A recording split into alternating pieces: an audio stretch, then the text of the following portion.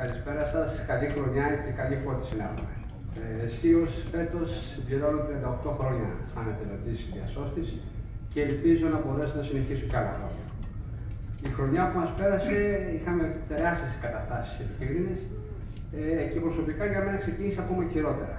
Τέλος Γενάρη πέρυσι είχα ένα αρκετά άσχημο ατύχημα, από το οποίο όμως, επανήλθα πολύ γρήγορα και λίγες μέρες μετά βρεθήκαμε με τους φίλους πυροσβέστες και τους αστυνομικούς στα τέλη.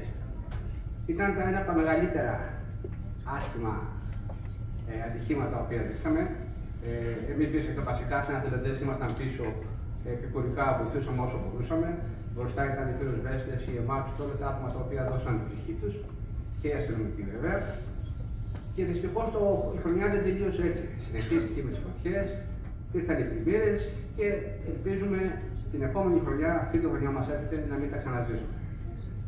Θα ήθελα να ευχαριστήσω για ακόμα μια φορά τη φίλη μου Βασιλική και μιλάω έτσι γιατί με όλους τους υπηρεσιακούς παράγοντες που έχουν συνεργαστεί, πυροσβέστες, αστυνομικούς, λιμενικούς, δεν μιλάμε με τίτλους, μιλάμε μόνο με τα μικρά μας ονόματα τόσα χρόνια και θεωρώ ότι είναι το μεγαλύτερο το επίτευγμα το οποίο έχουμε πετύχει. Έχουμε πετύχει να μπορούμε να μιλάμε, να μιλάμε με τα μάτια, να συνεργαζόμαστε και να κάνουμε τη δουλειά μας αυτή η οποία πρέπει να κάνουμε.